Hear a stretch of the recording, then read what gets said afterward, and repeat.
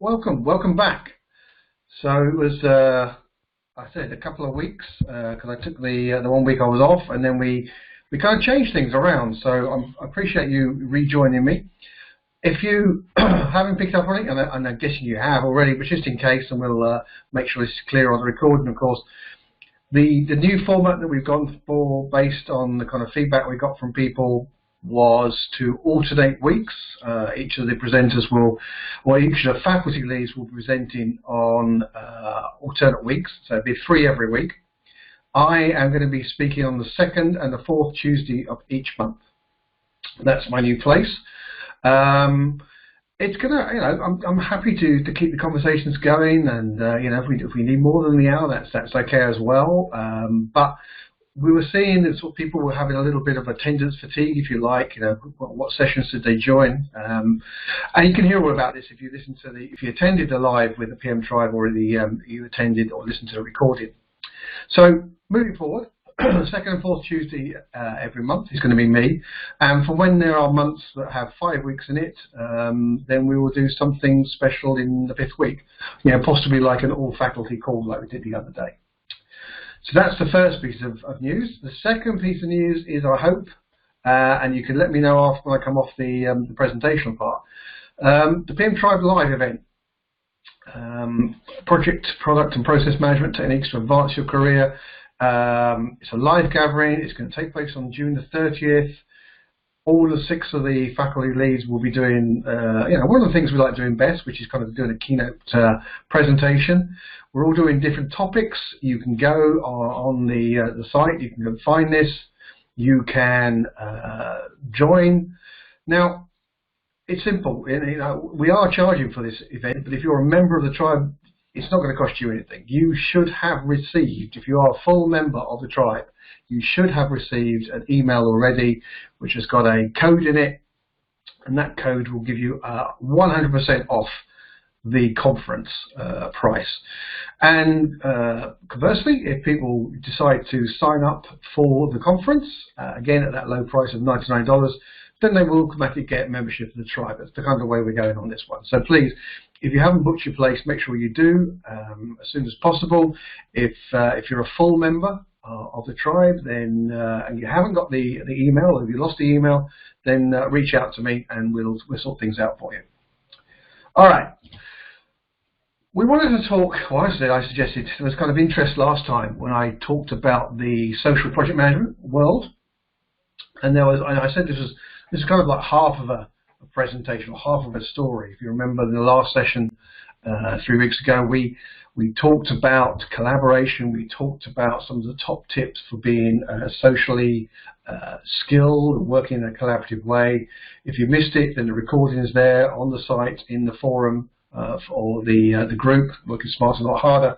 But I just, there seems to be a degree of interest in this, so I decided this one I would continue the conversation. So, again, I'm often asking, well, why now? Why is the time right now to do this whole collaboration thing, this whole social connectivity, the kind of community spirit, etc.? No, there are a number of reasons. I think there have been enough proof points in the past. There have been enough. There's enough evidence out there that this works, and by evidence that can mean research evidence, which I'll talk to a couple of things shortly. It can be practical evidence. I'm sure all of us, at the very least, have seen the benefits of creating perhaps a wiki site or something like that, a shared community where people could raise questions or give some feedback or make comment or suggestions, and then the group themselves would kind of balance out and filter and identify the best solution. So I think that's one reason. I think the proof points have been made. I think the second thing is the technology is there. I'm not going to recommend any of the many technologies out there. They all have their strengths and weaknesses, and they're all trying to do to a degree a similar thing. But technology is there to allow you to do this kind of collaborative engagement of involving people. And then finally, I think attitude is there as well. There is this right sense of attitude about this is the right thing to do. There is a general move away from very tightly controlled, centrally controlled governance or discipline in many cases, not everywhere, but in many cases. And so all these things together, this kind of the tools availability, the attitude, the proof points, I think all of these kind of bring about a statement that says, yeah, the time is right now. The time it is a good time to become truly socially collaborative in business and in projects. And I think the power of mass collaboration is also seen here. This was an interesting document, the Social Organisation, Harvard Business Review. It was talking very much about an evolutionary process. It was talking a lot about the evidence and the power of that kind of mass collaboration when it's not just one person's idea, and it's not just two people's idea. It's not even a team of 10 people's idea. It's the ideas and the thoughts and the spirit and the experience of hundreds of people, in some cases thousands of people, that brings about this kind of social organisation. And I think one of the great things here is the fact that one of the dilemmas here, I'd say, is the fact that there's one of these things is there's huge advantage in it, and I think most people can see that. But equally, there's a huge challenge in becoming truly mass collaborative and getting people on board. But again, as I said, I think there's enough proof out there, there's enough evidence out there that this concept of creating a swarm. And this is Gartner's document about the 6 core principles to tap the power of social media, again, inside organizations. You've got to reach this point where it is a swarm, and maybe this isn't the most attractive image, but it is one of those thoughts is that, when, it's kind of like the locust or whatever, when one or two start taking off, it's like, you can see the individuals, but when the first 100 take off, then it becomes a bit of a mass, and when the entire swarm is in the air, it becomes just one entity, one dark cloud flying across the sky. Well, if you try and spin that into a more, perhaps a more pleasant image, is the fact that, when it's not just one worker, one project team member, one subject matter expert on their own, trying to grapple with problems, trying to grapple with solutions, deal with issues, etc. And it's not just 10, it suddenly becomes 20, and the 20 becomes 100, and the 100 can become more. The ability to reach out and gather insight and information and make decisions and make better decisions is huge. Perhaps a nicer view of this is the concept of the hive mind. Let's replace these horrible flying creatures with bees. I mean, we all like bees, and the hive mind is a fascinating subject. I've looked at a few articles and a few documents around this, and walking away with a simple example is not so easy sometimes. But there is one I like, and it's Oxford University working with an AI company. What they've done is they did a simple experiment, and what they did was they got a whole bunch of sports fans. So these are just individuals who are keen on sport, keen on football in the UK, soccer as it's known in many places around the world, but of course its proper name is football. And what they did is they got them to look at or anticipate the results of the Premier League. The Premier League is the highest skilled league in England. It's probably world famous, and I guess most of you, if not all of you, have actually heard of the Premier League. Some very famous players play there. They're highly skilled, they're highly paid as well. Some very famous football clubs, the Manchester Uniteds, the Manchester Cities, the Liverpools, etc. And what they did was they got these individuals to anticipate and predict the results of, I think it was like the next 10 matches. So when Man United played Manchester City, when Liverpool played Everton, and etc., Chelsea played Arsenal, whatever, they got the individuals to predict or tell them what they thought the outcome of the games would be. Now, like any league, there are certain more likely outcomes than others. If you have the team at the very top of the league, who are unbeaten for the last 20 games, and they're playing the team at the bottom of the league, there's a high probability that bottom of the league team will lose. But nevertheless, in the middle of the league, it's not so easy, and there's always surprises. What happened was, as a result of the individuals predicting these results over a 10-week period, the individuals came up with an accuracy of result of 55%. So 55% of the cases, individuals got it right. They predicted the right result. Now, 55%, I mean, that's only fractionally better than tossing a coin, isn't it, really? I mean, it's not phenomenal. So, not incredibly accurate. What they then did was, instead of the individuals being individuals, they put them together as a collective group. And they said, between you, discuss and predict the outcome of the next 10 weeks of football and the results. And what happened at the end of those 10 weeks was, as a collective group, their accuracy of forecasting rose to 72%.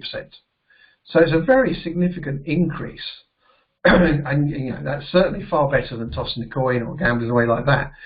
So that's just, you know, that's a very simple example of the power of the hive mind, and the power of people coming together and collectively sharing their thoughts, sharing their insights, sharing their knowledge,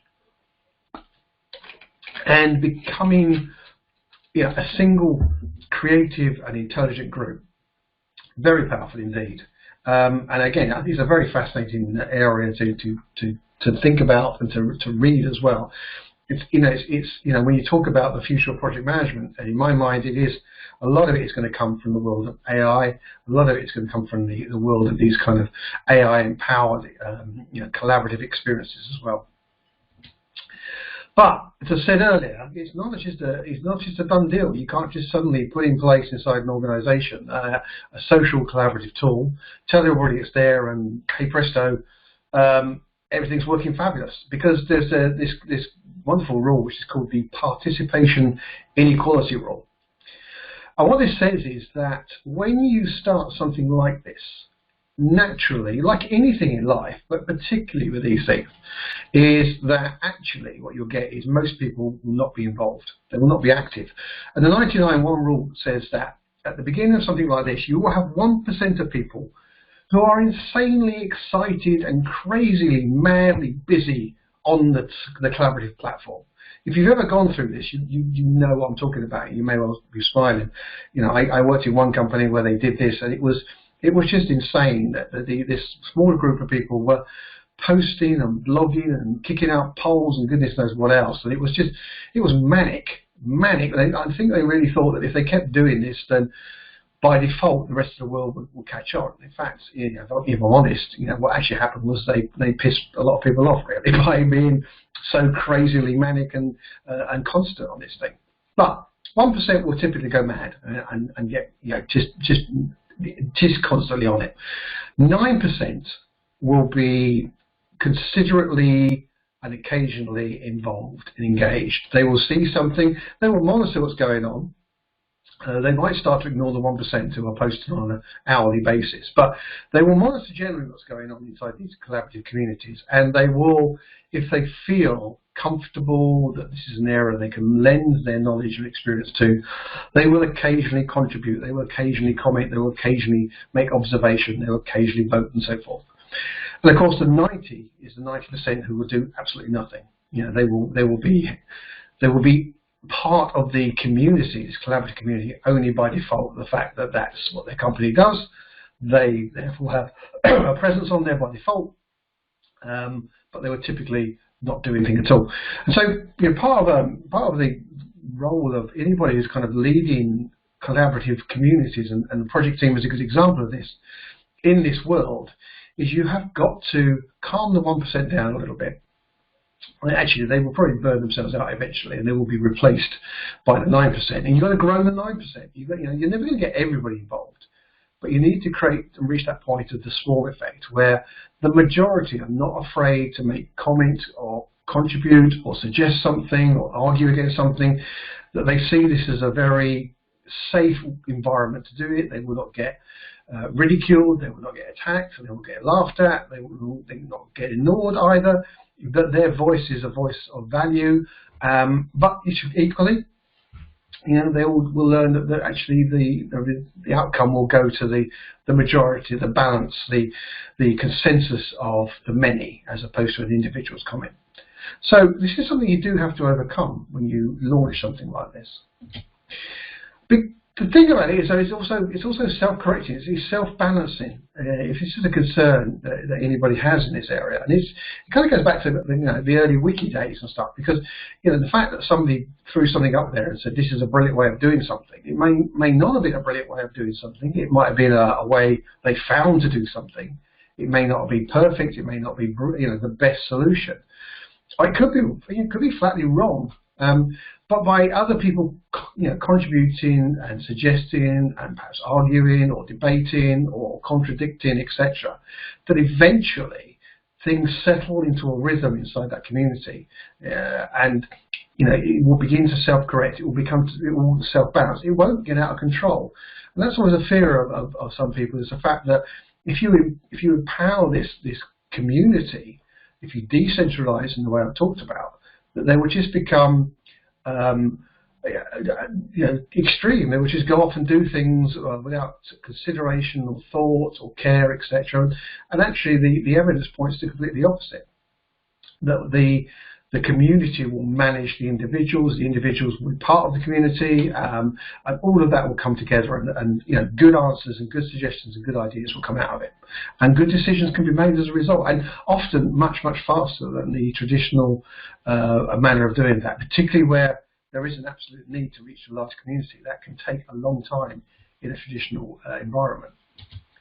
So I think the answer here is that social is good. Social is a great thing. Connecting people is important. Bringing them together is important. It's a challenge. It's not so easy. It's difficult in many ways. But as I said, the advantage, I think, is really significant. The ability for the many to bring about incredibly positive things is huge. You heard my very simple example of the hive mind, my very simple example of that AI-empowered collaborative platform that allowed a significant increase from that 55% accuracy to 72% accuracy. And who knows if that experiment kept going and the community had grown, because I think there were only about 50 people involved in that experiment. You can imagine that you would see ever increasing levels of accuracy. That said, a cautionary note: if you're in the UK, you probably know exactly what I'm going to talk about right now. If not, you may not have heard this. But there was a while back a 300 million research vehicle was commissioned and built and launched. And to launch a ship, as you know, you need to have a name. And in this case, this was the declaration from the Science Minister as was at that point. The new Royal Research Ship will be sailing into the world's iciest waters to address global challenges that affect the lives of hundreds of millions of people, including global warming, the melting of the polar ice, to rising sea levels. This is seriously important stuff. And Joe Johnson at the time said, we want a name that reflects the serious nature of the science it will be doing. And so, as the government likes to involve people, they like to show that they listen to people. So they actually had a means to go and vote or suggest names for the ship, and to vote on those names. And after a serious period of consideration and time for people to put their ideas in and vote on them, the winner, who actually had 3 times as many votes as all of the runners-up put together, was Boaty McBoatface. Now, obviously, someone thought this was a good joke, this was a bit of fun, and the government didn't anticipate that this situation would actually take place.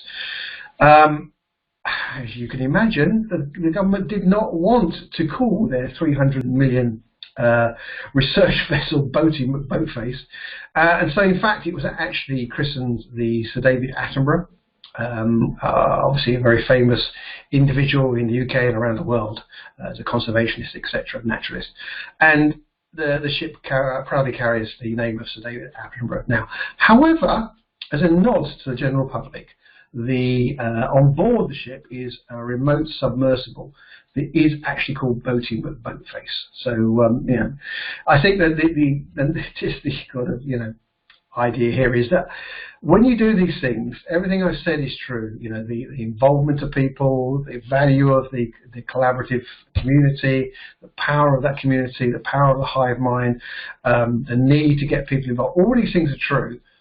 but don't always, you might be surprised sometimes what people come up with. And the story of Boating But Boatface is one that makes me smile even now. I've known about it for quite some time. But, just watch out. Sometimes you'll get an answer that you may or may not have been expecting. And then finally this one. I think I mentioned this last time I talked about social collaboration, was the fact that one of the biggest things that you can do as a project manager, one of the greatest things you can do as the person who's leading that community, is to let it go. I mean, it's, if you remember on the top tips I talked about last time, this is one of the things I mentioned. It is the fact you shouldn't try and control it. You should, ride the value of the collaborative world, gain from it, release it, trust in the people, trust in the community, trust in the fact that the majority will want to do a good thing, and they will want to provide great answers, and they want the project to be successful, and that you shouldn't be at the center trying to control it, be a bottleneck, limiting communication or conversations or ideas. You have to let it go. Okay. I'm now going to come back and let's see what everybody thought about that. Bear with me. I need to stop sharing.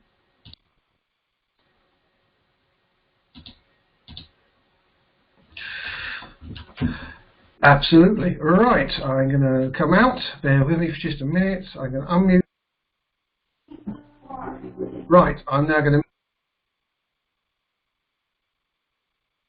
Okay. I think that's all working. All right.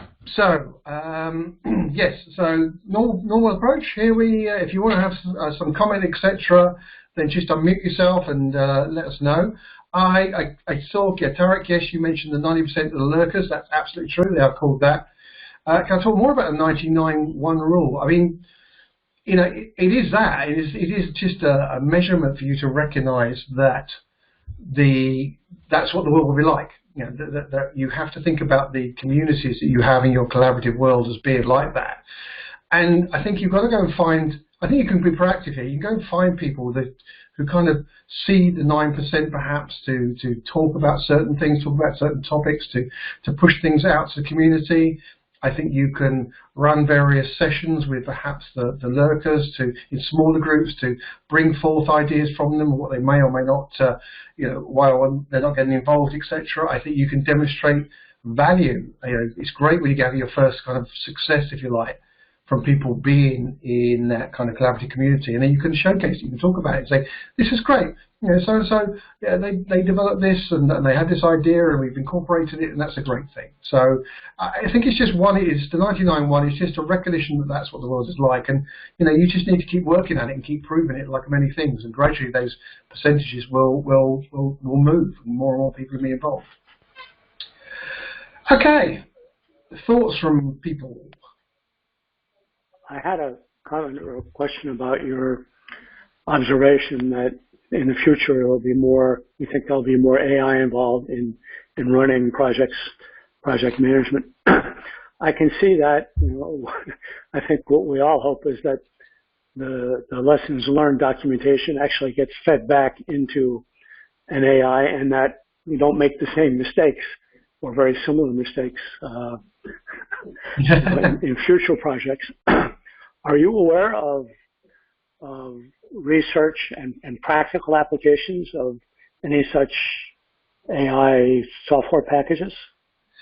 I know there are some out there, and I'm kind of early days, kind of an advisory role on two companies, and one is in the kind of AI empowerment of project managers. I'm not in a position to talk about them at the moment, but I know they're looking at that.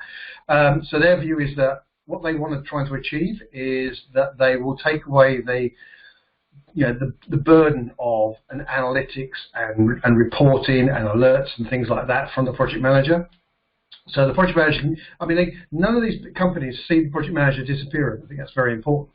They see the project manager spending more of their time doing what they should be doing, which is engaging with people and leading. And the other company is looking at they're spinning it towards the the performance and alignment of project teams, recognizing that project teams come together and it's temporary. They may not know each other, they may not like each other, they may not work physically close to each other, etc. So they're looking at that kind of area. And there are other stuffs out there. I think it's like a lot of these things, a lot of niche players will emerge into the market. Some of those will get bigger, some of those will merge together, and some of them will be acquired by the big boys in the market right now. And it wouldn't surprise me, I say the big boys, for example, I'm sure Microsoft, for example, is working on something like this as well. So, I think there's a lot to come, and I think it's something we should look forward to.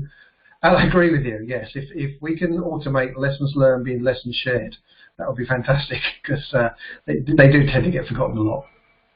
Well, it's not just, it's incorporating it into the AI, so that we're trying to figure out in this combination, in this sequence of events, here's what we learned, and maybe going back and saying, okay, at point 8 of 38, we had something that would have alerted us.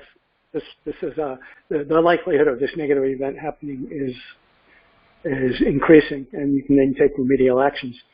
I also like the idea of some sort of tool, AI or anything else that would help physically separate teams have the same set of information, dashboards and ways to create it. Because I think, I'm at the end of my career, but I think in the next 10, 20 years, the mode of working of many companies, we've talked about this before, will be more physically separate. We're not going to all come into a central location as frequently to collaborate. So we need tools that make information available and make it easy to maybe extrapolate and run simulations or things like that, which I think are good applications for AI-type applications. Absolutely. Danielle, did you want to, I see you just put sorry, up in chat, did you want to speak to that? Not really. I heard about okay. I heard about that Git bot a lot, but I don't want to speak more because I didn't use it. Okay. So I don't have feedback, but I'm sure that robots, AI, could improve our life as project managers and provide us time, more time for collaborate with team, for empowered, for make great things as leaders. Okay. This is my opinion. Yeah, no. Thank you. Thanks for joining in. Yes, I think there's a lot of things that can come our way, and it's going to be fascinating to watch where it goes. Anybody else? Other thoughts? Anything else I talked about?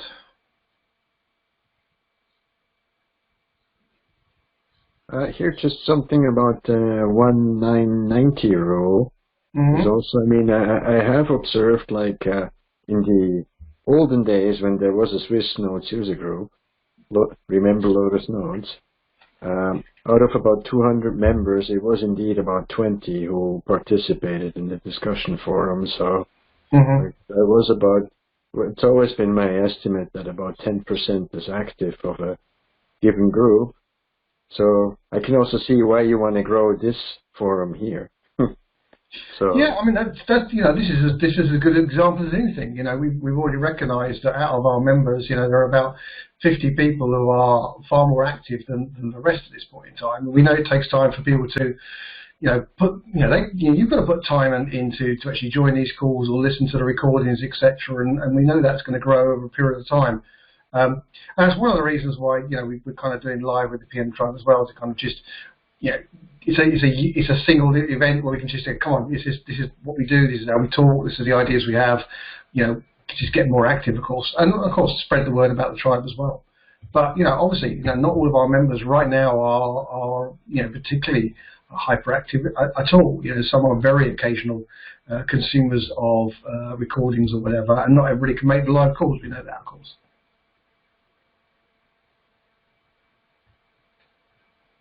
I'm presuming everybody has got their link to, or the invitation, the email to the live event. Okay. Thanks. I have received it. I think 1st of June I got it. Okay. It says I'm not a full member, so I have to check because I know I paid my okay. fee. Okay. I just didn't get my tattoo at the time, so I'll have to figure out what went wrong. All right, yeah, do that. If you've got any problems, then you can drop me a note, or you can use the feedback on the tribe, etc. And Kerry will sort that out. Yeah. Michael here. Hi, Michael. Kerry's working on my thing as well for the event. It appears that I'm not a full member either, but I seem to get everything else. All right. I'm sure it'll be sorted out shortly. I got a call this evening. We're having a review call, so I'll see where we are with all that. Yeah. We got time here. We've got plenty of time. As I say, it's June the 30th, so quite some time now. I'll get crash anyway. Okay. I've received the invite, but I can only participate maybe in the second half due to time zone. Yep, no, we understand that. And that's one of the reasons we like. I presume we're going to be storing the recording somewhere anyway, but yes, we kind of spanned the conversations around the time zone. That's why we kind of picked it. But Rick will be on throughout the entire time. He'll be our host, and the rest of us will be turning up and doing a solid hour's work. So this is an administrative query, Peter. A lot of, I imagine many of the members of the PM tribe are also members of the Project Management Institute. Yep. So I guess we can record this as like attending meetings or something in terms of PDUs. Yes, yeah, that's right. We count this as a one PDU experience. Yeah, absolutely. Okay. Yeah. Can you say that again? Which one's a PDU? Sorry. So anything that's an hour, I mean, we try and make these an hour, but if you add them together, you easily get up with enough PDUs, I think. So the events that when we're presenting like this, or live with the PM Tribe event, they will be, they will allow you to claim a PDU, Unix, etc. And of course, if you ever need confirmation of that, we can provide that to PMI. If you ever get the dreaded audit or whatever.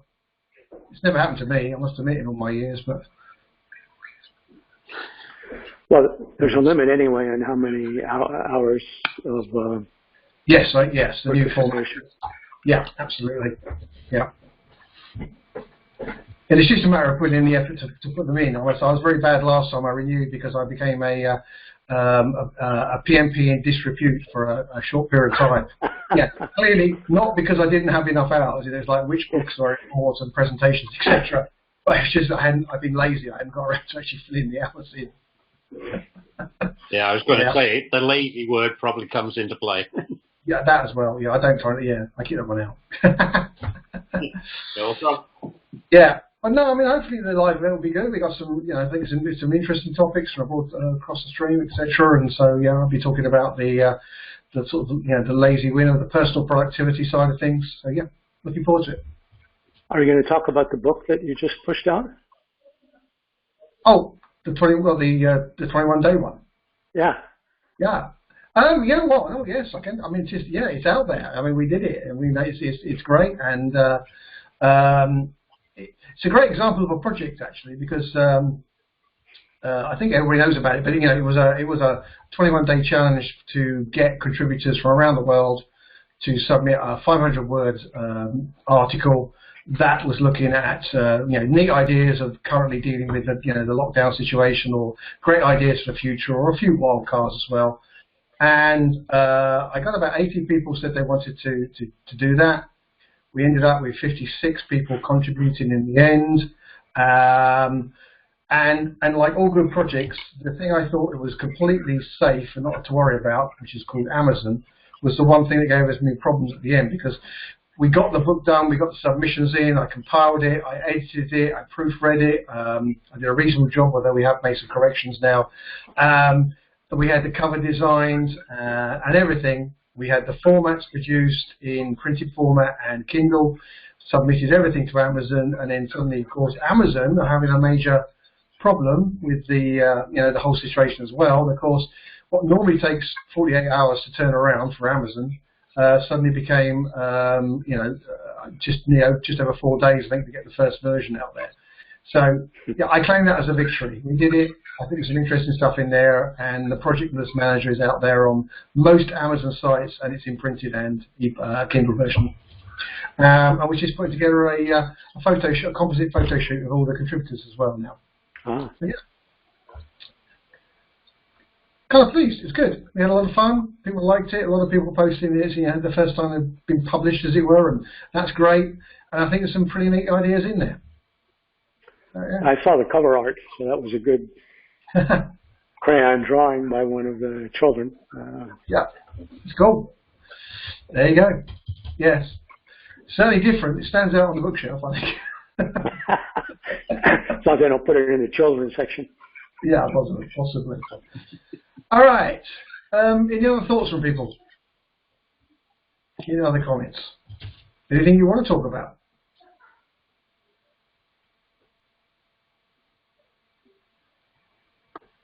It seems not.